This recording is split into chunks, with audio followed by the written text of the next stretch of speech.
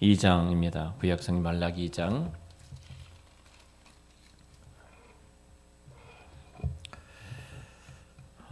2장 17절 말씀부터 3장 6절 말씀까지입니다. 구약성경 1330페이지 말라기 2장 17절부터 3장 6절까지입니다.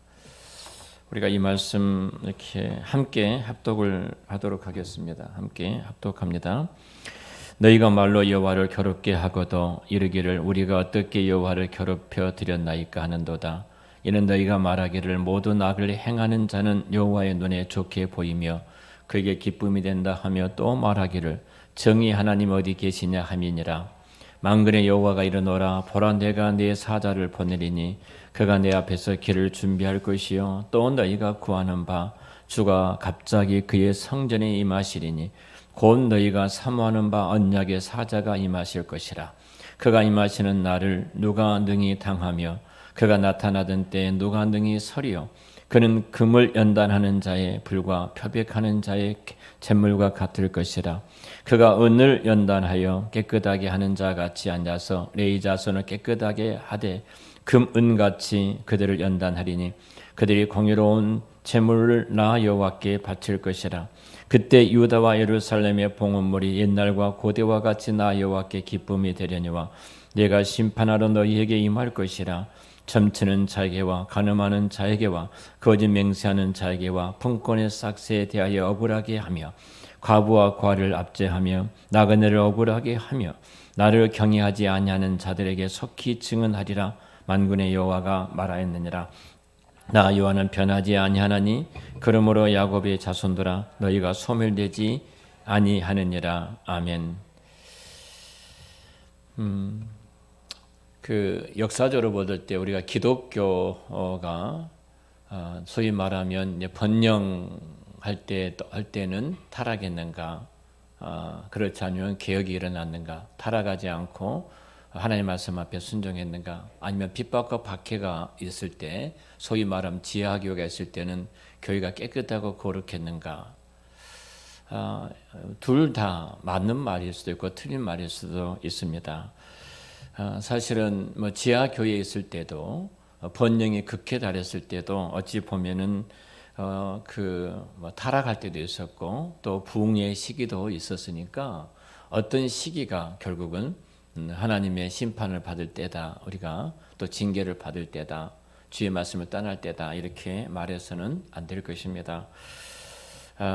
가장 중요한 것은 교회가 어떤 상황 속에서도 하나님의 기록된 말씀에 터위에 바르고 서 있는가, 이 싸움이겠죠. 동일하게 우리도 마찬가지입니다. 정말 내가 하나님의 말씀 앞에 바르게 서서 이 길을 걸어가고 있는가 하는 싸움은 끊임없이 우리 가운데 되어지는데요. 최근에 여러 가지 한국 교회에 임한 특별한 많은 은혜가 있습니다. 우리가 코로나19 때문에 한국 교회에 많은 은혜를 부어주셨는데요. 그 은혜 가운데 하나가 우리가 회개하게 하시고 우리가 보지 못했던 많은 부분들을 보게 해주셨습니다. 이웃들을 보게 하고 아프고 힘든 교회들을 보게 하고 또 지체들을 보게 하고 또 하나님이 특별하게 우리 개인에게 찾아오셔서 말씀해 주신 그 은혜들을 우리가 또 받게 해주시는 많은 은총들이 이 코로나19 때에 한국 교회와 우리에게 특별히 부어주셨다고 생각이 되어집니다. 가장 어두운 때가 어떤 때냐면요, 하나님의 말씀, 그러니까 하나님의 말씀 앞에 서 있지 않고 저 사람이 내 편에 서 있고 내 편에 서지 않았다, 이것 때문에 나누는 시대가 가장 어두운 시대였습니다. 그러니까 말씀이기보다는 이 사람이 내 편이냐 내 편이 아니냐. 정치가 가장 무서운 것은 그러거든요. 사람을 편을 가르잖아요. 너는 진보냐 너는 보수냐, 이렇게 편을 가로놓고 자기의 어떤 목적을 취한 것이 정치가들이잖아요. 정치인들의 모습이잖아요. 그러니까 내 편이 아니면 다 원수죠. 내 편이 아니면 적이고 내 편이 아니면 나쁜 사람이 되어버리는 겁니다. 내 편만 옳다고 생각을 하는 것이죠. 내 편이 아무리 잘못되었어도 이 내 편 안에 속히면 그 사람이 옳은 사람으로 생각하는 거예요. 교회도 그럴 수 있어요. 교회도 한국에 굉장히 많은 교단들이 있습니다. 우리가 교회 역사 가운데 특별하게 신사참배를 반대할 때가 있었는데요. 신사참배를 반대했던 이제 소수의 교회들이 있습니다. 생명을 내걸고 목숨을 내걸고 그래서 우상 숭배하고 일반의 신사를 반대하면서 믿음을 지켜왔던 그 이제 교단이 있습니다. 이 교단은 우리가 참 경건한 교단이죠. 고신이라는 교단입니다. 대한예수교 장로의 고신 이런 이를 붙였습니다. 이 고신이라는 교단이 굉장히 이제 아주 그 신사참배를 반대하면서 목숨을 지켜낸 사람들이 목숨을 내걸고 신앙을 지켜왔던 사람들이 모여서 세워진 교단이 장로교회에서 고신이라는 교단입니다. 자, 그렇게 되면은 이 고신 교단이 이제 굉장히 한국 교회에 이제 영향력을 많이 끼친 것은 사실입니다. 근데 문제는 뭐냐면 우리 고신 교단만 옳은 것이다. 이렇게 돼버리는 거예요. 우리 교단만이 바른 것이고 우리 교단만이 정직한 것이고 우리 교단만이 목숨을 내걸고 이 신앙을 지켜왔다. 우리 교단만이 참 교단이다. 만약 이렇게 말을 한다면 그때 타락하게 되어진 것입니다. 자, 저희는 합신교단입니다. 대한예수교 장로의 합신이라는 교단인데요. 합신교단도 바른 신학, 바른 교회, 바른 생활, 이 어두운 시대에 좀 바르게 해보자. 이렇게 나온 교단입니다. 그 사당동에 있는 청신에서 여러분들이 교단을 알 필요 뭐가 있어 이렇게 생각하실지 모르는데요. 우리 교회가 그래도 몸담고 있는 교단을 알아야 되잖아요. 교수님 7분들하고 학생들 약 460명이 바르게 좀 신앙생활 해보자. 타락하고 부패한 것을 떨쳐버리고 나왔던 교단입니다. 이 교단이에요. 그래서 좀 바르게 해보자.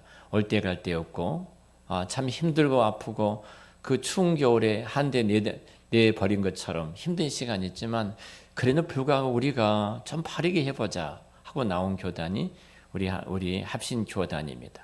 자, 그런데 우리 교단에 속해 있으면 다 바르고 옳고 우리 교단에 속해 있지 않은 사람은 다 틀리고 맞지 않다. 이렇게 말을 한다는 것은 우리 교단이 이미 타락하고 부패한다는 것이죠. 이것을 종파주의라고 말합니다. 종파주의. 우리만 맞다. 이 말입니다. 자, 여러분 TV를 볼 때 진보 쪽에서 말한 것은 무조건 틀리다. 보수 쪽에서 말한 것은 무조건 맞다. 보수 쪽에서 말한 것은 무조건 틀리고 진보 쪽에서 말한 것은 무조건 맞다. 우리가 만약 그런 틀과 사고를 갖고 있는 순간 우리는 아주 크게 잘못된 길로 가고 있다는 사실을 알아야 돼요. 그것이 정치의 타락이라고 말합니다. 옳은 것도 있고 틀린 것도 있고 좋은 것도 있고 더 좋은 것도 있을 수 있어요. 그러죠. 그러잖아요. 좀 어렵게 이야기한 것 같은데요. 제가 왜 이 이야기를 지금 하고 있냐면은 이 문제가 지금 말라기서의 문제입니다. 자, 한 예를 들어보죠. 어느 교회가 지금 철거를 하려고 합니다. 철거를 하려고 하죠. 모든 교인들을 동원하고 가스통도 동원하면서 데모를 일으킵니다. 교회를 철거하지 못하고 800 몇십억을 내놔라. 이렇게 해서 지금 데모하고 있는 교회가 있습니다.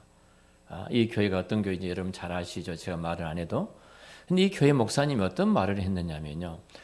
아주 그 수년 전에 용산 철거민 사건이 있었죠. 그 용산에서 이제 가게를 얻어가지고 소상업을 했던 사람들이 다 철거를 해버리니까 내가 1억 2억 권리금을 주고 들어가서 장사를 하려고 전 재산을 투자했는데 하루아침 철거가 당한 거예요. 그러니까 그 사람들은 원한이 있는 거죠. 도대 처리를 어떻게 하느냐. 탑을 세웠습니다. 탑을 세우고 그분들이 올라가서 데모를 하게 되지요. 그리고 많은 사람들이 그 앞에서 또 데모를 합니다. 지지한 사람들이 저들을 저렇게 해서는 안 된다고 지지를 했어요. 기억되신가요? 결국은 이제 불이 나고 이제 밀어가지고 사람들이 많이 죽게 되지요. 자, 바로 그때예요. 지금 데모하고 있는 교회 그 목사가 이렇게 말합니다. 데모하는 것은 나쁜 일이다. 데모하는 것은 악한 일이다. 그러면서 데모에 대해서 그렇게 데모한 사람들에서 굉장히 악하고 나쁘다고 이야기를 했던 목사입니다. 자, 그러면 데모가 나쁘고 악하다면 당신의 교회가 지금 철거를 하고 있는데 철거를 해서 철거가 지금 이게 지체된 것 때문에 그 조합원들의 손실이라는 것은요 어마어마한 손실이에요. 수십억 수백억이 넘을 정도로 엄청난 손실을 조합원들이 공사가 늦어질면 늦어질수록 투자되었던 모든 것들, 나가는 이자들 생각하면 어마어마한 손실이거든요. 그렇잖아요. 손실이에요. 근데 그분은 교원들을 동원해서 우리 기득권을 찾기 위해서 데모를 자기가 또 앞장서서 합니다. 이거예요. 내가 하면 로맨스고 남이 하면 뭐예요? 불륜이다 이 말이에요. 정의롭지 못하다 이 말을 하는 겁니다. 공의롭고 정의로운 것은 뭐냐면 그때도 아니었으면 내게 소리가 와도 지금도 아닌 겁니다.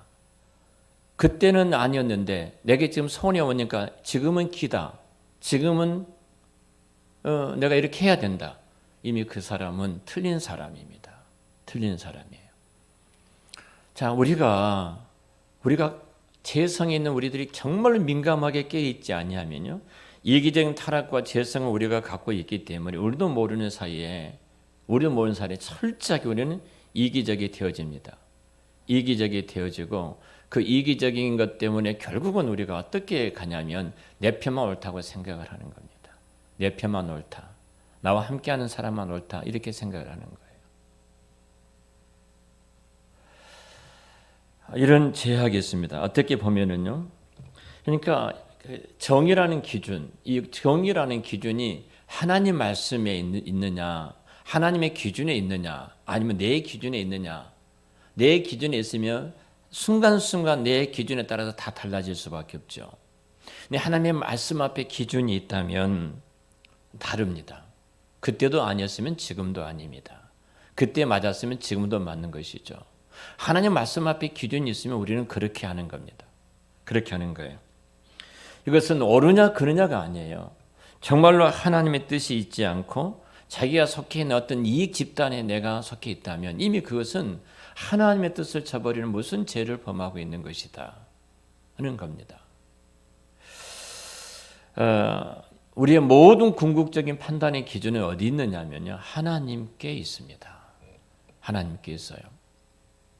그러니까 우리가 하나님께 기준을 두지 않고 어떤 집단이나 개인에게 기준을 두면은 그 기준은 철저하게 이기적이고 재성이기 때문에 늘 왔다 갔다 바뀔 수밖에 없게 될 것입니다. 제가 이렇게 여러분에게 말씀을 드린 것은 오늘 이 말씀이 하나님의 공의와 관계가 되어 있기 때문에 제가 여러분에게 이 말씀을 드린 것입니다. 하나님께서 옳다고 하시면 우리는 그렇게 행동해야 됩니다. 하나님께서 아니다 하시면 우리는 그렇게 행동해서는 안 됩니다. 안 돼요. 하나님의 옳다 하신 하나님 옳다 하는 것이 내 삶 속에서 어떻게 나타나고 있는가? 하나님 옳다 하는 것이 우리 교회 공동체 속에서 어떻게 나타나고 있는가?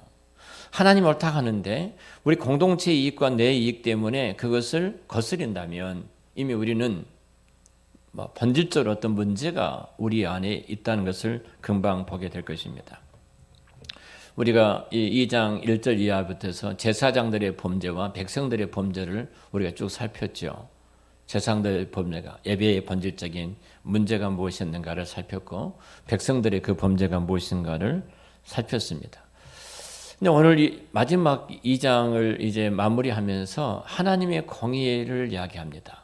이 백성들이 지금 뭐라고 말하냐면 이 문제가 많은 제사장들과 이 백성들이 모두가 이구동성으로 하나님의 공의로움을 부정을 합니다. 부정을 해요. 하나님이 이 말이에요. 악한 자를 하나님께서 좋게 보고 계신다. 악을 행한 자들을 하나님이 옳게 보고 계신다. 이렇게 지금 이들이 말을 하고 있는 거예요. 말을 하면서 뭐라냐면은 악한 자들을 좋게 보시니까 그들이 악을 행한 것을 하나님이 기쁨이 된다. 이렇게 하나님을 욕하고 있는 것을 보게 되어집니다. 하나님의 공의로운 통치, 하나님의 의로운 통치를 하나님의 통치를 이들은 지금 부정을 하고 있는 것이죠. 이들은 지금 하나님의 공의만 부정한 것이 아니에요. 이전에 하나님의 사랑도 부정했어요. 우리 1장에 살폈던 것처럼 1장 2절에 이하에 하나님의 사랑을 이미 부정했던 자들입니다. 그리고 하나님의 공의로움을 부정합니다.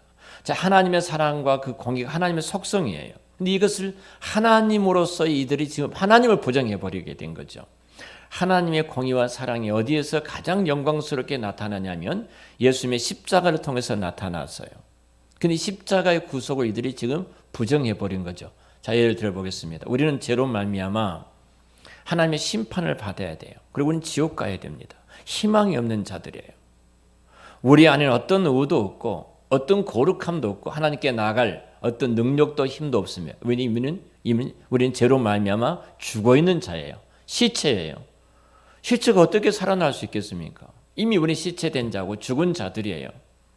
그러니까 세상의 모든 그리스도 밖에 있는 사람들은 시체들의 행동이에요. 죽은 자의 행동이에요. 누가 큰 죄를 지었다, 죄를 적게 지었다, 누가 선을 행했다, 선을 행하지 않았다. 여러분 그것과 기준이 되지는 못해요. 빌 게이츠라는 분이 이혼을 했습니다. 근데 이혼했는데 이분이 갖고 있는 재산이 분할해야 되잖아요.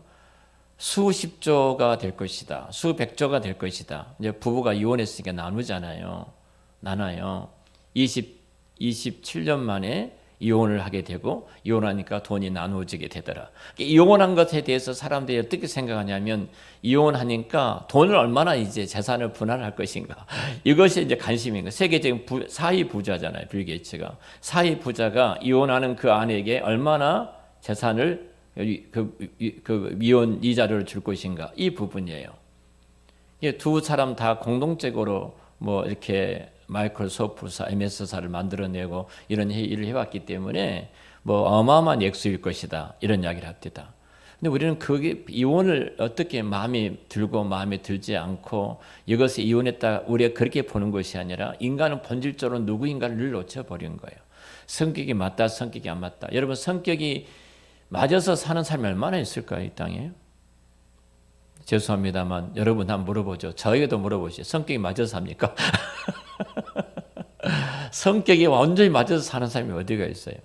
우리는 정말로 하나님께서 이 짝 아니면 내게 짝이 없어서 내 아내로 내 남편으로 맺어주셨으니까 하나님이 이 땅에 가장 귀한 선물로 알고 그 존귀하게 여기면서 우리가 살아가는 것일 뿐이지 세상적으로 성격에 맞는 사람이 누가 있겠어요?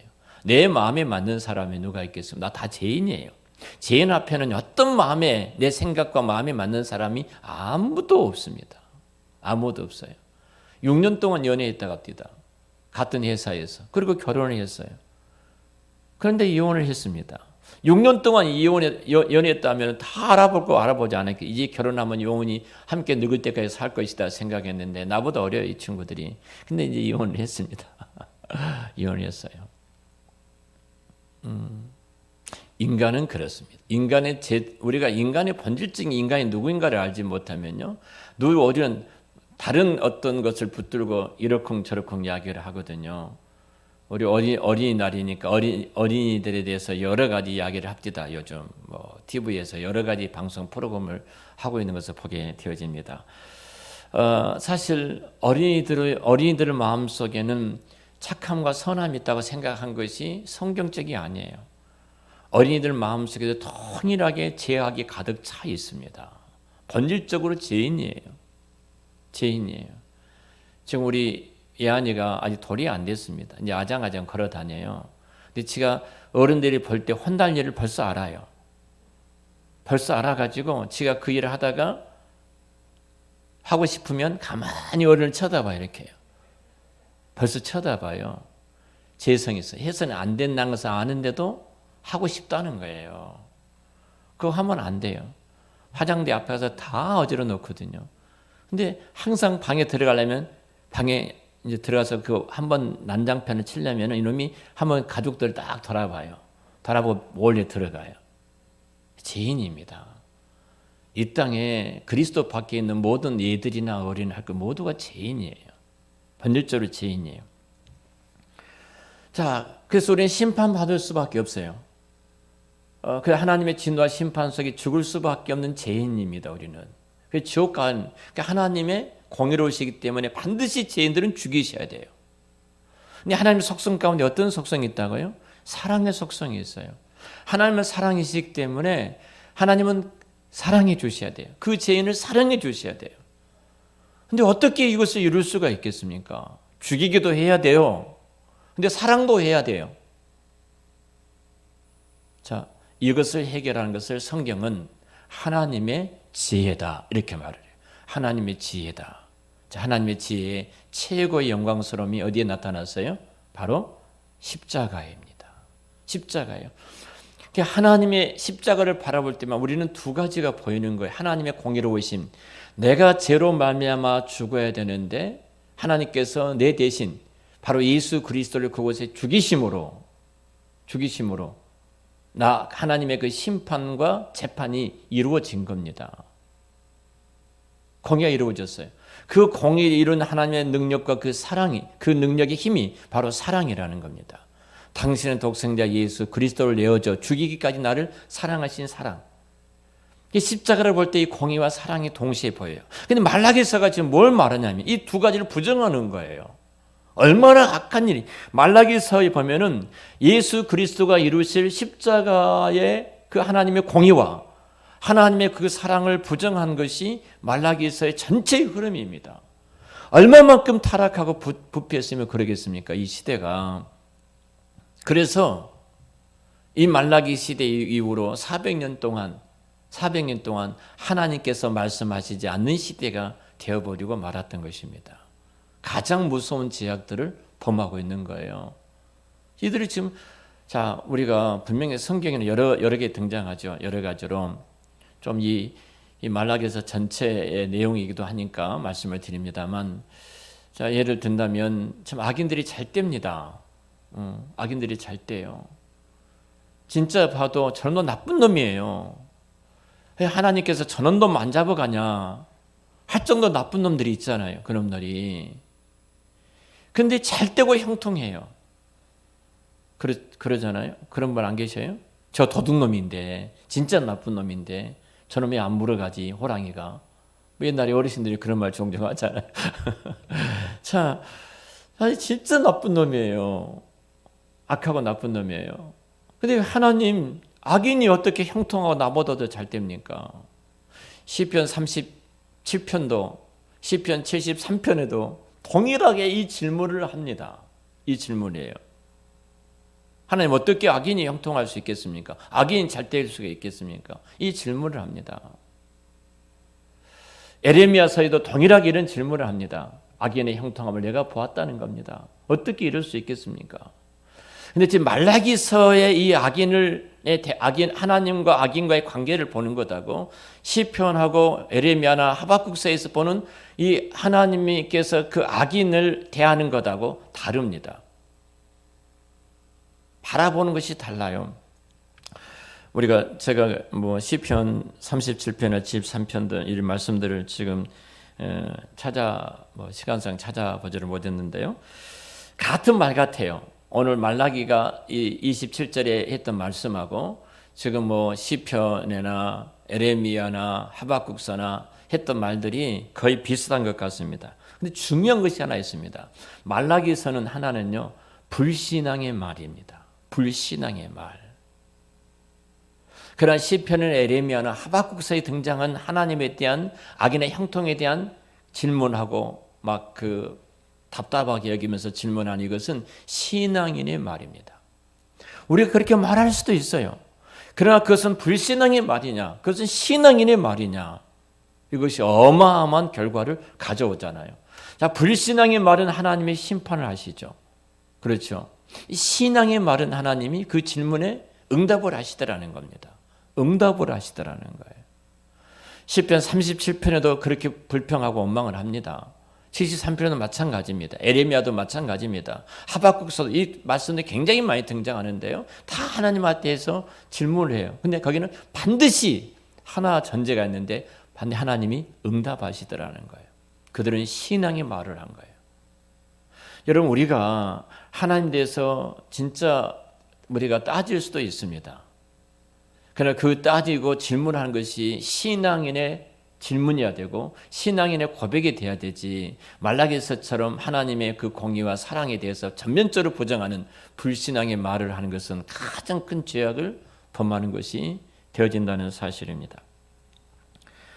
자, 제가 이제 이 말씀이 좀 그 의와 공의가 너무 중요하기니까 성경에 전체 흐르는 것이 하나님의 거룩한, 하나님의 의로움, 하나님의 공의, 하나님의 정의가 등장하는데요. 이 부분을 잘못 정리해 놓으면 우리가 좀 엉뚱한 것으로 늘 생각을 하니까 좀 말씀을 좀 드리고 있는데요. 제가 하나만 더 말씀을 드리고 마치도록 하겠습니다. 이 의와 정의란 말이 그 개역 한글판하고 지금 우리가 보고 있는 개역 개정판은 좀 다르게 번역이 됐어요. 자, 개역 한글판에서 모두가 다 이렇게 의로 번역을 해놨습니다. 근데 개역 개정판은 공의와 정의로 번역을 해놨어요.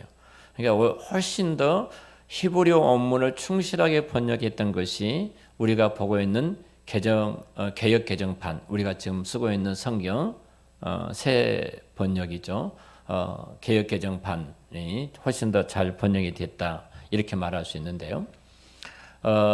이 공의나 이 정의, 이 의에 대해서 히브리어는 두 단어를 쓰고 있습니다. 쯔타카라는 한 단어를 쓰고 있고요, 미시타파라는 단어를 쓰고 있어요. 이 두 단어가 어떤 내용이냐면, 한 쯔타카라는 이 단어는 하나님의 속성을 말합니다. 하나님은 의로우시다. 하나님은 공의로우시다. 그러니까 그 하나님은 의롭게 행동하신다. 공의롭게 행동하신다 할 때, 공의롭게 행동하신다고 쓸 때는 미시타파를 쓰고 있고요. 하나님은 의롭다고 말할 때, 공의롭다고 말할 때는 쯔타카라는 단어를 쓰고 있어요. 하나님은 이러신 분이니까 이렇게 행동한다. 이 두 단어를 다르게 쓰고 있는 거예요. 자, 우리가 의롭게 되어졌습니다. 이때는 의롭게 되어졌단 말은 쯔타카입니다. 하나님께서 예수를 믿는 저와 여러분들에게 의로운 하나님의 백성으로 삼으셨다. 그건 이제 우리는 쯔타카예요. 자, 우리가 의롭게 되어졌기 때문에 이렇게 의로운 자의 삶을 살아야 된다. 그것이 이제 의롭게 행동해야 된다. 미시타파입니다. 이거예요. 근데 본질적으로 우리가 의롭게 행동하지 못한 이유는 어디가 있는가? 내가 의롭게 되지 않았기 때문이라는 거죠. 주의 의가 우리가 있다면, 우리가 지금 새벽 시간에 본 말씀처럼 빛이 우리 안에 들어오면 빛과 어둠은 공존할 수가 없어요. 함께 할 수가 없어요. 빛이 들어오는 순간 어둠은 물러갈 수밖에 없는 겁니다. 물러갈 수밖에 없어요. 그래서 우리는 빛의 자녀로 살아갈 수밖에 없는 겁니다. 내가 하나님 예수를 믿음으로 내가 의로운 하나님 백성이 되었다면 성령께서 우리 안에 끊임없이 감동을 주시기를 의롭게 행동하도록, 하나님의 뜻에 맞게끔 행동하도록 우리를 설득하시고 감동하고 계신다는 겁니다. 이게 우리 안에 있는 것이 아니라는 거예요. 교회도 마찬가지입니다. 의로우신 예수 그리스도께서 이 교회의 왕과 주인으로 거하신다면 이 교회는 주님이 의로우시기 때문에, 의로우신 그 주님이 왕과 주인이기 때문에 교회는 반드시 주님이 의롭게 행동하는 그 일을 행해야 됩니다. 자, 제가 기독교 윤리실천위원회가 있습니다. 우리가 참 존경하는 손봉원 교수님을 비롯해서 한국에 내노라는, 또 저희 노회 안에도 거기에 참여하는 목사님들이 계십니다. 기독교 기실련이라고 말하게 하죠. 기윤시라고 말하죠. 기독교 윤리실천위원회가 있습니다. 자, 이분들은 모든 것을 윤리 잣대로 봅니다. 윤리 잣대로. 자, 세습 문제. 그게 안 된다. 그 윤리적으로 도덕적으로 안 된다. 그러니까 윤리와 도덕적인 문제를 갖고 교회를 늘 재단을 합니다. 그리고 기독교 윤리실천위원회 이렇게 말을 하잖아요. 윤리에 대해서 이렇게 행동. 손봉호 교수께서 저희들 그 기독교 윤리에 대해서 강의를 하셨어요. 하란에서 공부하시고 서울대 교수로 계셨죠. 그분이 저희들 대학원에서 강의를 해주셨는데 참 존경하는 선생님이십니다. 근데 제가 볼 때마다 한계가 있습니다. 그 한계는 뭐냐면 자꾸 교회 성도들이 이제 비도덕적인 행실들이 있죠. 비도덕적인 행실. 다시 말하면 미시파트가 안 이루어지죠. 하나님 원하신 행동이 이루어지지 않고 비기독교적인 행실, 성경과 반하는 행실들이 이렇게 많이 일어나요. 이거 단순히요, 우리 안에 윤리의식이 없거나 행위가 바르지 못하다. 그래서 그렇게 해서 일어난 일들이니까 우리가 이것을 바로 잡아야 된다. 윤리적으로. 이 운동을 기윤실에서 하고 있습니다. 하고 있는데요. 신자들의 부도덕이라는 것은요, 하나입니다, 여러분. 뭐냐면 하나님으로부터 온 참된 의가 우리 안에 들어오지 아니하면요, 우리는 절대로 그렇게 행동을, 그렇게 옳은 행동을 할 수가 없습니다. 아무리 세습 문제를 막 법을 만들죠. 자꾸 세습하지 말자 만듭니다. 그런데요, 저희 교단은 세습 반대 총회에서 부결이 됐습니다. 근데 참 좋은 교단들에서는, 우리 또 장로교에서도 많은 교단들이 세습 반대 총회적으로 결의가 됐어요. 자, 여기 가까운 교회 하나 예를 들죠. 명성교회. 죄송합니다만 교회 이름 이야기해서 여러분 잘하신 교회니까요. 그 목성교회 김사 목사님 아들 김하나 목사입니다. 자, 통합측이라는 교단에서 우리 장로교회거든요. 자, 세습 반대를 결의를 딱 해놨습니다. 근데 이 목사님은 장신의 아들을 이 교회 목사로 세우고 싶어. 자, 그러니까 세우고 싶으니까요, 그때부터 작업이 들어가는 것이죠. 거기 그 작업이 들어가는데 이제 총회 재판을 하죠. 근데 그 재판하는 재판국원이 이제 매제가 재판국원이었어요. 통합직 교단의 재판국원이어서 그 재판의 현장에 있었던 이야기를 쭉 저한테 해서 제가 잘 들었습니다. 이 문제에 대해서 들었어요. 그런데 이 일을 하기 위해서 이제 그 노예별로 총대 재판국원이 한 사람씩 있는데요, 이분들을 매수를 한 겁니다. 세상과 다를 뻔 뭐가 있습니까? 내가 죄를 지었으면 죄의 대가를 받아야 되잖아요.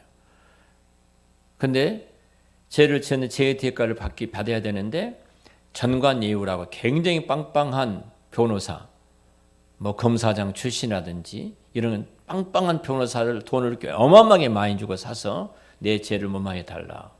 그분들이 변호를 하게 되어지고 선배들이고 자기들 위에 있었던 사람들이기 때문에 재판을 굽게 만들죠. 이렇게 굽게 만들죠.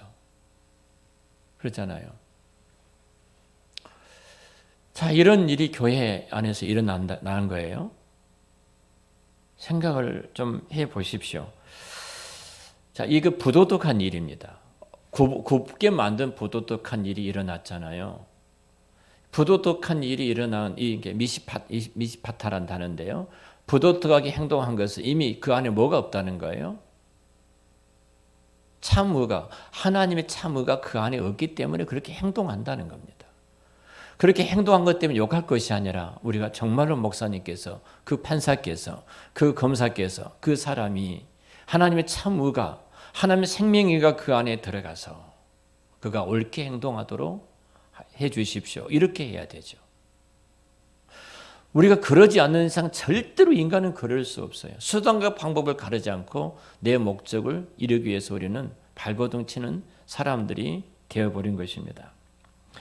사실 어떻게 보면은 우리 자신들이 의로우신 하나님께서 사실 그 츠타카인데 그 의를 행하셔서 미시타파인데요.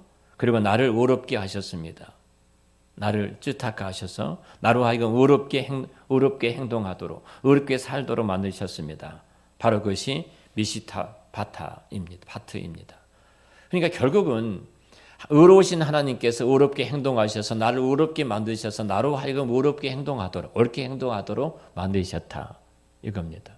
하나님의 그 옳은 의가 우리 안에 없다면 결코 우리는 옳게 행동할 수가 없는 자들이다.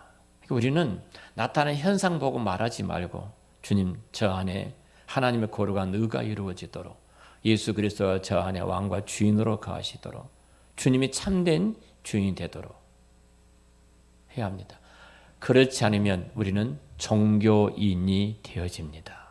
종교인이 되어져요. 종교인이.